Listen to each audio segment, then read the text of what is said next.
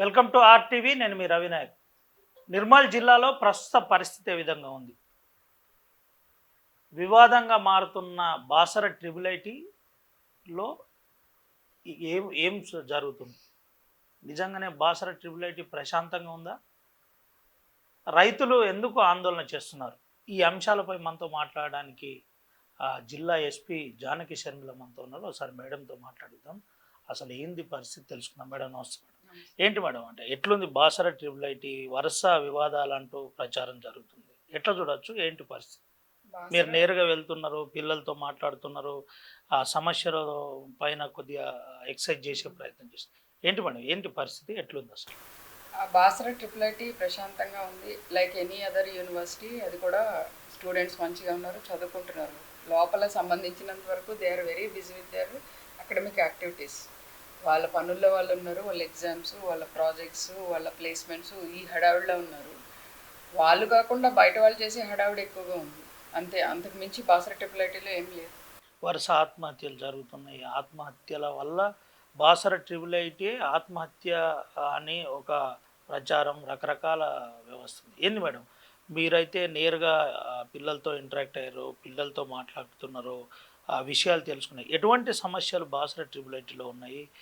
మీరు incharge VC గారితో మాట్లాడితే ఏం తెలిసింది మీకు అసలు? ఇన్ఛార్జ్ వీసీ గారు వచ్చి 20 days అయింది, కొత్తగా మారారు. We have to give him some breathing space.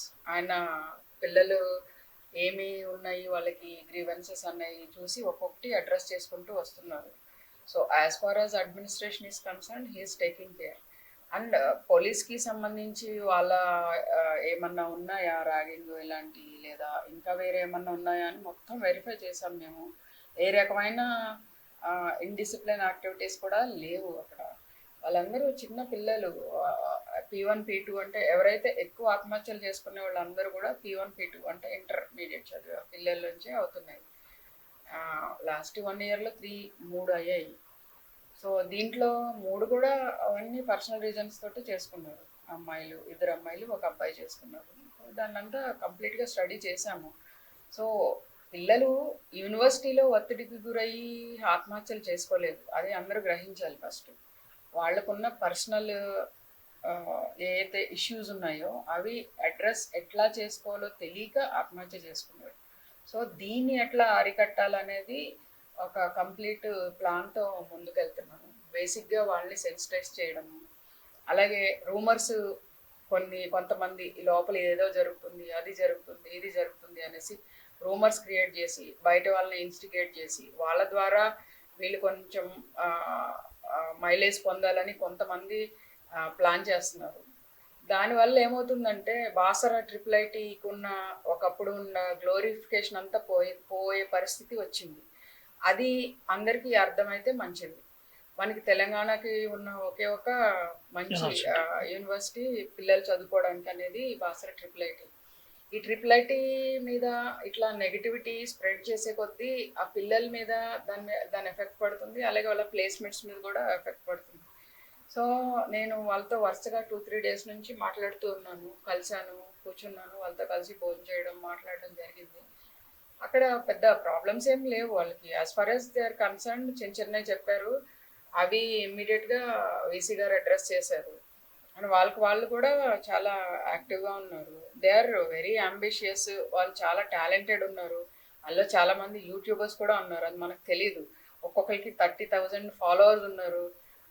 మంచి షార్ట్ ఫిల్మ్స్ చేసేవాళ్ళు ఉన్నారు, అండ్ టెక్నికల్లీ హైలీ ట్రైన్డ్ ఉన్నారు. సో వాళ్ళ టాలెంట్ ఏది చూసి మనము వాళ్ళని ఎట్లా చేయాలి అన్నది చూడాలి. కానీ ప్రతి దగ్గర ఉండే ప్రాబ్లమ్సే వాళ్ళకు కూడా ఉన్నాయి.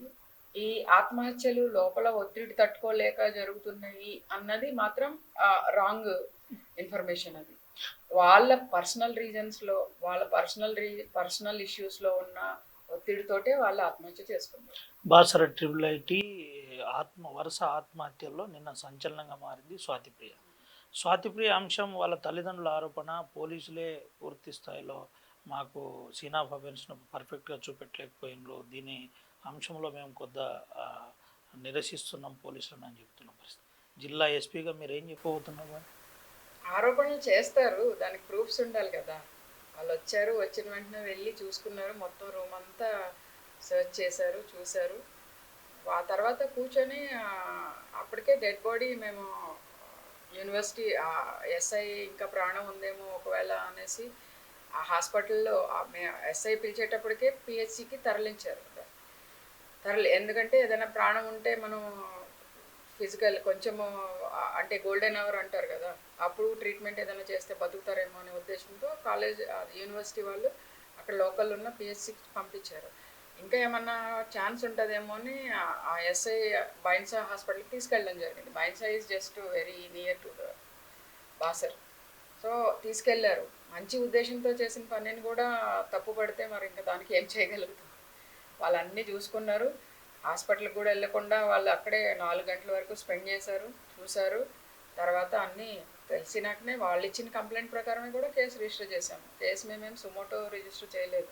పేరెంట్స్ ఎవరెవరి మీద అయితే డౌట్స్ ఎక్స్ప్రెస్ చేశారో వాళ్ళందరి మీద ఎస్పెషల్గా బాసర ట్రిపుల్ ఐటీ యాజమాన్యం అంటే కాలేజీలో ఉన్న వీసీ కావచ్చు, రకరకాల కొంతమందిపై వాళ్ళు అనుమానం వ్యక్తం చేసిన పరిస్థితి, రకరకాల డౌట్స్ రేజ్ చేసి వాళ్ళు వీసీ మీద ఏం డౌట్ చేయలేదు. వాళ్ళు ఇచ్చిన కంప్లైంట్లో వీసీ మీద కూడా ఎక్కడ లేదు. ఆయన న్యూలీ జాయిన్డ్, ఆయన మీద ఏం లేదు. ఆయన కొత్తగా వచ్చారు. అక్కడున్న కొంతమంది 2-3 మీద కంప్లైంట్ ఇచ్చారు. అది కూడా proper verification, thorough investigation, scientific investigation చేస్తున్నాం. అది తొందరలోనే మీకు చెప్తాం. ఎట్లుండబోతుంది మేడం? అంటే ప్రధానంగా ఆత్మహత్య లేని బాసర ట్రిపుల్ ఐటీ కోసం ఇప్పటికే జిల్లా ఉన్నతాధికారులు దానిపై ఎక్సైజ్ చేస్తున్న పరిస్థితి.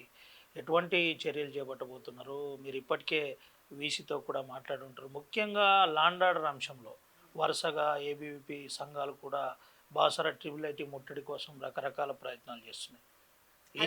మిస్కమ్యూనికేషన్ ఏబీవీపీకి ఉంటుంది. మిస్కమ్యూనికేషన్ అక్కడ ఏదో అమ్మాయి ఆత్మహత్యకి లోపల పరిస్థితులే కారణం అనుకునే మిస్కమ్యూనికేషన్. అలాగే ఆ రోజు ప్రైవేట్ సెక్యూరిటీ గార్డు వాళ్ళ మీద దాడి చేశాడు, వాళ్ళ మీద చర్య తీసుకోలేదు అనేసి ఒక మిస్కమ్యూనికేషన్ వల్ల అయింది. యాక్చువల్లీ అదే రోజు గార్డ్స్ ఎవరైతే యాక్చువల్లీ ఇది 2 వైపులా జరిగింది. వాళ్ళు ఇద్దరు కొట్టుకున్నారు. వీళ్ళకి కొంచెం ఎక్కువ దెబ్బలు తగిలాయి. అందుకని మేము ప్రాపర్ నాన్ బెయిలబుల్ సెక్షన్స్ పెట్టాము. అదే రోజు అరెస్ట్ చేశాము. విద్యార్థి సంఘాల నాయకులకు ఇటు గార్డుల సెక్యూరిటీ గార్డ్ జరిగిన ఘర్షణ అది, అంతేగాని వాళ్ళు ఒక్కలే కొట్టలేదు. ఇరు వర్గాలు కొట్టుకున్నారు. సో వాళ్ళ మీద కేసు రిజిస్టర్ అయింది. ఇద్దరు అరెస్ట్ చేసిన మేడం? ఏంటి ఇంకా అరెస్ట్ చేయలేదు. వాళ్ళకి నోటీసులు ఇచ్చాము, వీళ్ళకి అరెస్ట్ చేసాము. అది 324, ఇది 326 సెక్యూరిటీ గార్డ్స్ మీద పెట్టింది. They are still in jail. వాళ్ళు రాలేదు. అదే రోజు అరెస్ట్ చేశాము. అది వాళ్ళ డిమాండ్. సెక్యూరిటీ గార్డుల మీద యాక్షన్ ఆల్రెడీ తీసుకున్నాము. అక్కడ ఎవరైతే చీఫ్ సెక్యూరిటీ ఆఫీసర్ రాకేష్ ఉన్నారో ఆయన అక్కడ నుంచి తప్పించాలని ఇంకో డిమాండ్. అది 2వ రోజే గవర్నమెంట్ ఆయన అక్కడ నుంచి తప్పించడం జరిగింది. ఇంకొకటి అమ్మాయి ఆత్మహత్య కారకమైన వాళ్ళని శిక్షించాలి అని. ఆ అమ్మాయికి ఆత్మహత్య కారణమైన వాళ్ళు ఎవరో మాకు తెలుసు, మేము చూసాము, మేము ఇన్వెస్టిగేషన్ చేస్తున్నాము. త్వరలోనే అన్ని వివరాలు చెప్తాను. అది కొంచెం టైం ఇవ్వాలి కదా ఇన్వెస్టిగేషన్కి. మనకి అన్ని ఆధారాలు కావాలి, సైంటిఫిక్గా కావాలి. సెన్సిటివ్ ఇష్యూ అయినప్పుడు టైం ఇవ్వాలి. కానీ ఒక్కటి మాత్రం నేను చెప్పగలుగుతాను, యూనివర్సిటీలో ఉన్న వాళ్ళు మాత్రం ఆత్మహత్యకి కారణం కాదు. అదే అడగబోతున్నాను మేడం.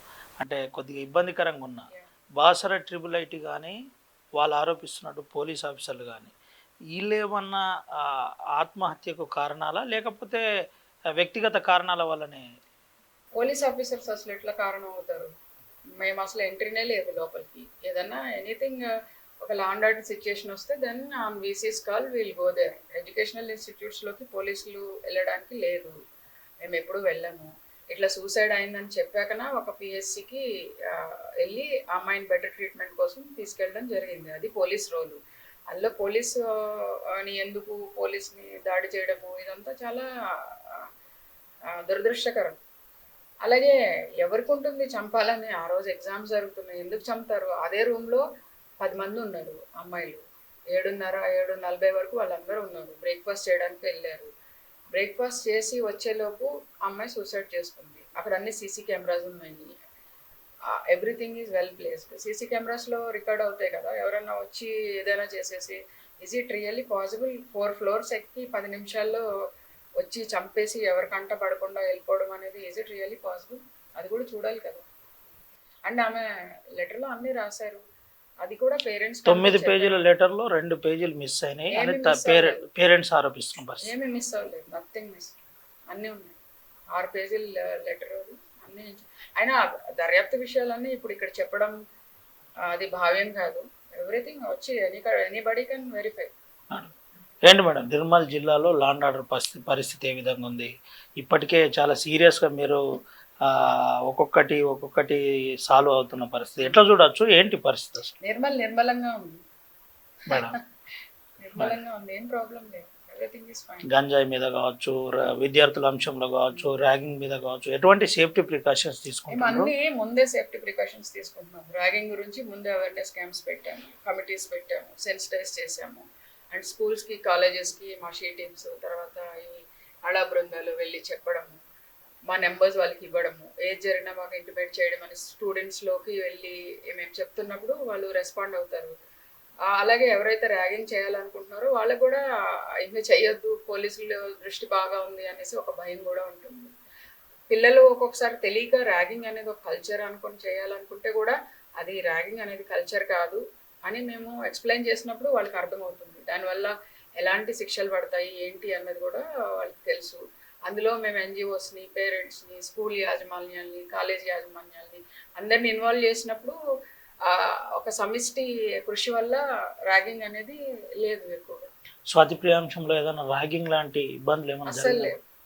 లేదు. ఆమె P3 స్టూడెంట్, వచ్చి 3 years అయింది. మరో ప్రధాన సమస్య నిర్మల్ జిల్లాలో ఇథనాల్ ఫ్యాక్టరీ అంశం. ఏంటి మేడం, ఎస్పీ మేడం మా అబ్బాయి కేసు పెడుతుంది, జిల్లా కలెక్టర్ని కలవబోతేనే కేసులు అయినాయి మా మీద. ఎందుకు జిల్లా కలెక్టర్ని కలిసే స్వేచ్ఛ కూడా లేదా? ఎందుకు కేసులు పెడుతున్నారు? ఏంటి అసలు విషయం? జిల్లా కలెక్టర్ని కలవకపోతే ఏం కేసులు పెట్టలేదు. ఫస్ట్ థింగ్, సెక్షన్ 30 అమల్లో ఉంది. అమల్లో ఉన్నప్పుడు 500 members వచ్చి కలెక్టరేట్ నిర్బంధించి పిటిషనర్స్ని ఎవరిని వెళ్ళకుండా చేసి 3 hours గేట్ మూసేస్తే ఏం చేస్తారు? కలెక్టర్ గారు ఎట్లాగో రైతులను కలవరు, కలెక్టర్ గారు మాకు కలవనియట్లేదు, మా సమస్య పరిష్కరించట్లేదు, అసలు మంత్రి గారి సమక్షంలో మేము అడుగుతూనే నాకు ఇష్యూ తెలియదని చెప్పింది అని అంటున్నారు. కలెక్టర్ గారు రమ్మంటేనే వాళ్ళు అక్కడికి వచ్చారు, సమస్య తెలుసుకోవడానికి రమ్మంటేనే వచ్చారు. కానీ వచ్చి కలెక్టర్ మేడం కలవకుండా అక్కడ గేట్ దగ్గర నిర్బంధించి చేయడం అనేది దట్ ఈస్ రాంగ్. సెక్షన్ 30 అమల్లో ఉంది. వేరే పిటిషనర్స్కి చాలా గ్రీవెన్సెస్ ఉంటాయి, వాళ్ళందరినీ ఆపే హక్కు ఎవరు ఇచ్చారు?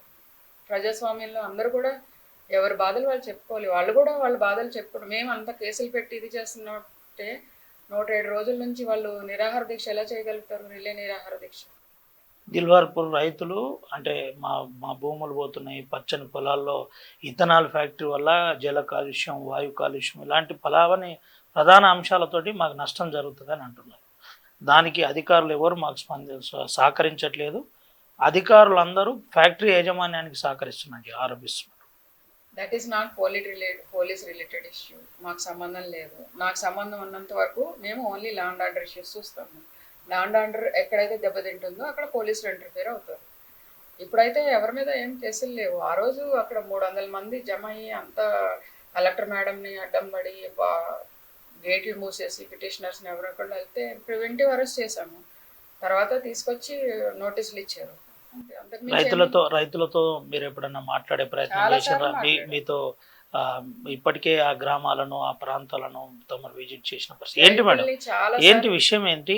రైతుల ఆవేదనలో నిజం ఉందా లేదా? ఒక జిల్లా ఎస్పీగా అది ఎస్పీ పని కాదు కదా. రైతుల ఆవేదన ఏంటి ఇదంతా నాకు సంబంధించింది కాదు. నాకు సంబంధించింది ఓన్లీ లా అండ్ ఆర్డర్. సరే, వీళ్ళకి కేసులు సెక్షన్ 30 గురించి తెలియాలి, తర్వాత ఏం చేయొచ్చు ఏం చేయకూడదు అనేది ఒకసారి ఎక్స్ప్లెయిన్ చేద్దామని చాలాసార్లు ఒక 3-4 times వచ్చారు నాతో. ఆల్మోస్ట్ ఒక్కొక్కసారి ప్రతిసారి ఒక్కొక్క గంటకు పైగా కూడా మాట్లాడాను. వాళ్ళకి అన్నీ ఎక్స్ప్లెయిన్ చేశాను. మీరు శాంతియుతంగా చేసుకోండి, ఎంతైనా మేము వాళ్ళు ఈవేళ మేబీ 107 డే అనుకుంటాను, 117 ఎన్ని రోజుల నుంచి చేస్తున్నారు. మరి నిజంగా పోలీసులు అలా ఉంటే టెంట్ ఎప్పుడో తీసేసేవాళ్ళు కదా. టెంట్ పెట్టుకుని రోజు నిరాహార దీక్ష చేసుకుంటానే ఉన్నారు. రోడ్డు ధర్నాలు, రాస్తారోకోలు చేయడం అట్లాంటివి సెక్షన్ 30 యాక్ట్ ఉన్నప్పుడు అది మమ్మల్ని రెచ్చగొడుతున్నారు. శాంతి భద్రతల అంశంలో మమ్మల్ని రెచ్చగొట్టి ప్రతిఫలం పొందే ప్రయత్నం చేస్తున్నారు, దయచేసి ఆ ఫ్యాక్టరీ యజమానులు అని అంటున్నారు. దీనిపై జిల్లా ఎస్పీ కంప్లైంట్ ఇస్తే యాక్షన్ మీ దృష్టికి ఏమైనా వచ్చిందా మేడం? కంప్లైంట్ ఇస్తే యాక్షన్ తీసుకుంటాం. ఏంటి మేడం ఫైనల్గా ఈ సమస్యలకు పులి స్టాప్ పడాలంటే జిల్లా ఎస్పీ అసలు సమస్యలే లేవు, మీరు సమస్యలు అంటున్నారు. ప్రతి జిల్లాలో ఉండే ఇక్కడ కూడా ఉన్నాయి. యాజ్ పర్ లా ఏది ఉంటే అది చేస్తాము. మాకేం పార్షాలిటీస్ లేవు. ఎవరైనా సరే యాజ్ పర్ లా చేస్తాము అంతే. That's all. జిల్లాలో ఉన్న లా అండ్ ఆర్డర్ అంశంలో జిల్లా ఎస్పీ జానకి షర్మిల ఏం చెప్పబోతుంది? పోలీసులు first priority law and order అంతే. దాన్ని పరిరక్షించడమే మా విధి. దీంట్లో ఎలాంటి పార్షాలిటీస్ లేవు. అలాగే ఎవరి మీద కక్ష కట్టి చేయడం అనేది కూడా ఉండదు.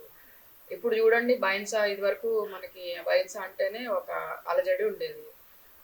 లాస్ట్ 10 months నుంచి దెర్ ఈస్ నో కమ్యూనలే లేవు. నిర్మల్లో కూడా అంతే, కమ్యూనల్స్ లేవు. ఎందుకు అంటే పోలీసుల మీద నమ్మకం. ఏదైనా గ్రీవెన్స్ ఉంటే వెళ్తే రెస్పాండ్ అయితే ఎలాంటి భేదాలు లేకుండా అన్ని వర్గాలకి సమానంగా రెస్పాండ్ అవుతారని నమ్మకం ఉండబట్టి ఎట్లాంటి ప్రాబ్లమ్స్ లేవు. సో అదే అదే అదే నమ్మకం అన్ని విషయాల్లో ఉంది. అదే ప్రతి ఒక్కరికి ఉంది. మీరు అనే దిలావర్పూర్ రైతులు కూడా వేరే ప్రాబ్లమ్స్లో నా దగ్గరికి వస్తారు, వాళ్ళు హెల్ప్ తీసుకుంటారు, వెళ్తారు. మాకు అందరికీ కార్డియల్ రిలేషన్షిప్సే ఉన్నాయి. ఏబీవీపీ లీడర్స్ కూడా వస్తారు, చెప్తారు, మాట్లాడతారు, వెళ్తారు. అది ఇన్సిడెంట్ టు ఇన్సిడెంట్ బేసిస్. ఆ ఇన్సిడెంట్లో వాళ్ళని ప్రివెంట్ చేయాల్సి వచ్చింది, చేసాము అంతే. అంతటితో అయిపోతుంది. తర్వాత దాన్ని క్యారీ అవుట్ చేసి వాళ్ళ మీద కక్షలు పెట్టి కేసులు పెట్టి ఇట్లా that is not Nirmal police. Nirmal police me police అంతే. ఆర్టీవీ ద్వారా జిల్లా ప్రజలకు ఏం చెప్పబోతున్నారు ఎస్పీ? ఏం లేదు, నిర్మల్ పోలీస్ మీ పోలీస్ అంతే. Right for you. Right madam, thank you. ఇది పరిస్థితి. నిర్మల్ పోలీస్ మీ పోలీస్. ప్రధానంగా మేము మీతో ఉన్నాం, మీరు కూడా మాకు సహకరించాలని చెబుతున్న పరిస్థితి. దీంతో పాటు ముఖ్యంగా బాసర ట్రిపుల్ ఐటీ అంశంలో చాలా సీరియస్గా స్వాతిప్రియ అంశంలో దర్యాప్తు చేస్తున్నాం. బాసర ట్రిపుల్ ఐటీ ప్రస్తుతానికి ప్రశాంతంగా ఉంది. బాసర ట్రిపుల్ ఐటీలో ప్రస్తుతం ప్రశాంతంగా ఉంది కాబట్టి ఎవరు తప్పుడు ప్రచారం చేయొద్దు. దానివల్ల బాసర ట్రిపుల్ ఐటీకే ఒక రకంగా తప్పుడు సాంకేతాలు పోతున్నాయి. ఇప్పటికే ప్లేస్మెంట్ అంశంలో, పిల్లల భవిష్యత్ అంశంలో కొంత ఇబ్బంది కలిగే ప్రయత్నం జరుగుతుంది. నేరుగా జిల్లా ఎస్పీగా నేను పిల్లలకు ఇంటరాక్ట్ అయ్యాను, పిల్లలతో మాట్లాడుతున్నాను. సమస్యల పరిష్కారం కోసం ప్రభుత్వం కూడా కసరత్తు చేస్తుందని చెబుతున్న పరిస్థితి. దిల్వార్పూర్ రైతుల అంశంలో ఎక్కడ పోలీసు వన్ సైడ్ పోలేదు. అటు ప్రభుత్వం చెప్పిన విధంగానే 30 యాక్ట్ అమల్లో ఉంది కాబట్టి దానికి అనుగుణంగానే మేము కేసులు పెట్టవలసి వచ్చింది. ఆ అంశంలో కూడా రైతులతో మాట్లాడి విషయం చెప్పే ప్రయత్నం చేస్తున్నాం. పక్షపాతం లేకుండా పోలీసులు మీకోసం పనిచేస్తున్నారని జిల్లా SP Janaki Sharmila IPS RTV exclusive ఇంటర్వ్యూలో చెప్పిన పరిస్థితి కనబడింది. సాయితో రవినాయక్, ఆర్టీవీ, ఆదిలాబాద్ నుండి.